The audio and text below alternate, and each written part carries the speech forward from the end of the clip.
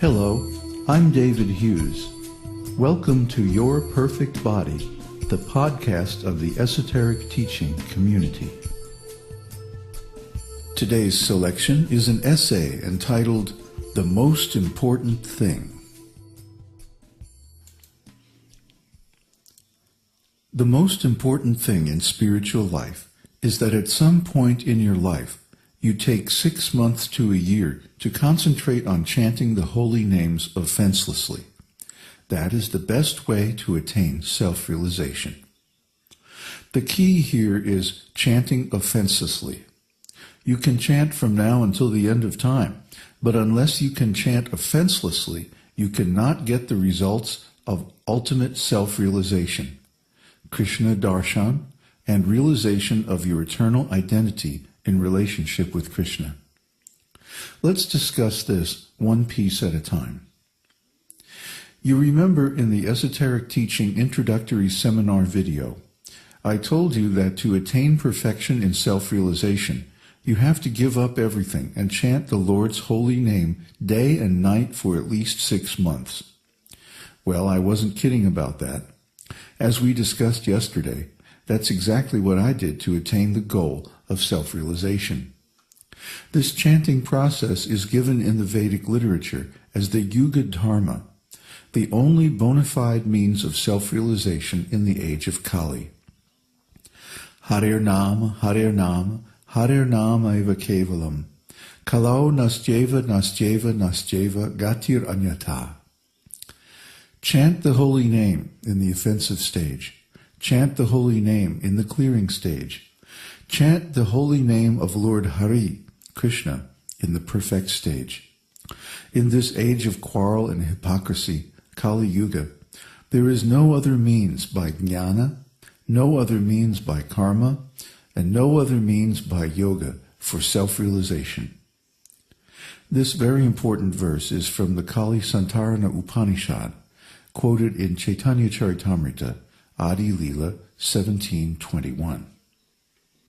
In this age, we do not have the personal qualifications and facilities necessary for success in the practice of jnana, self-realization by knowledge and meditation, karma, self-realization by Vedic sacrifices, and yoga, self-realization by controlling the mind and senses. These are bona fide Vedic processes of self-realization, but they're appropriate for other yugas, historical eras, and not Kali Yuga. The chanting process is comprised of 3 stages: the offensive stage, the clearing stage, and the offenseless stage. In the beginning, we are very conditioned by material consciousness, and we will certainly commit offenses against the holy name. As we advance and obtain initiation from the spiritual master, we enter the clearing stage, where we work to overcome these offenses by study and purification through selfless service and austerity.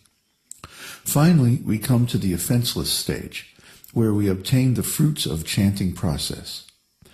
The good news is that I am just an ordinary person, so if I can do it, you can too.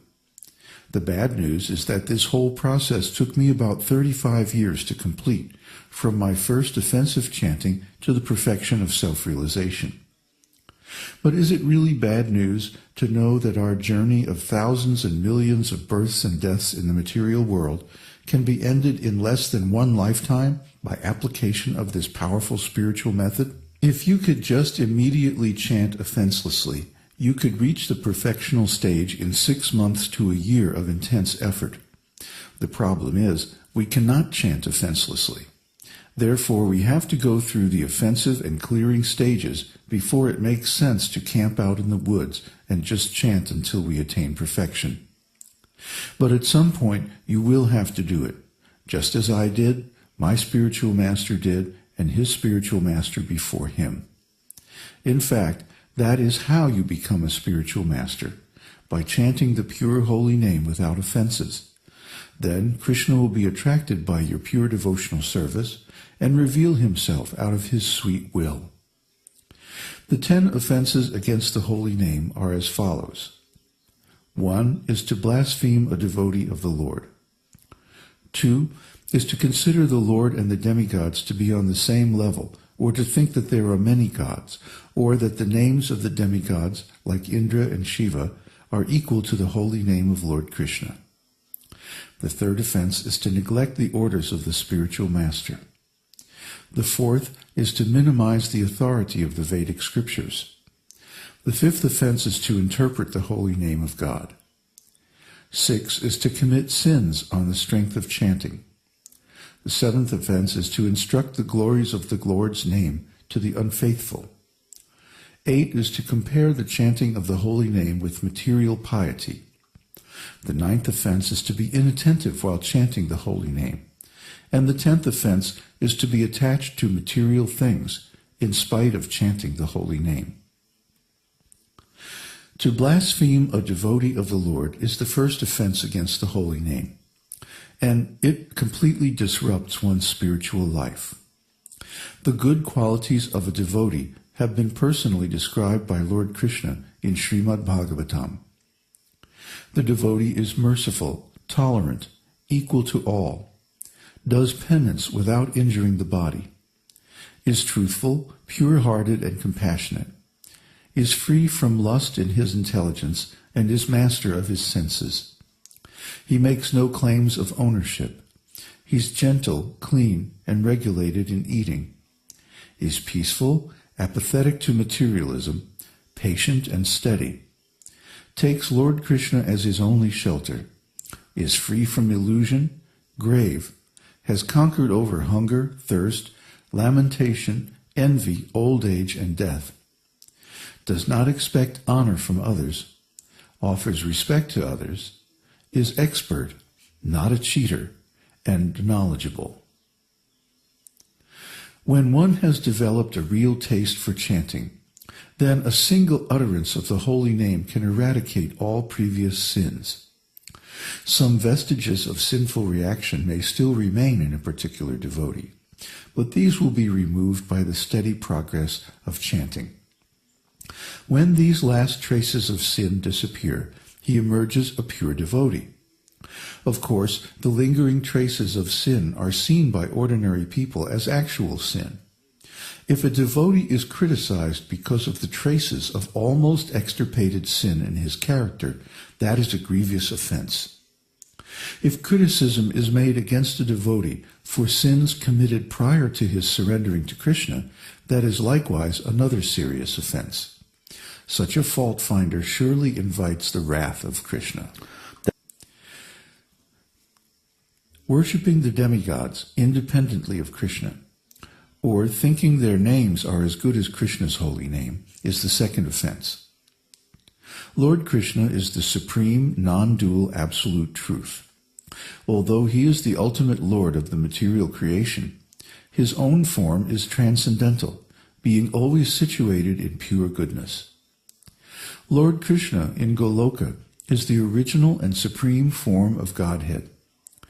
Kṛṣṇa is embellished with 64 extraordinary excellences, and he is the shelter of all transcendental mellows, or rasas.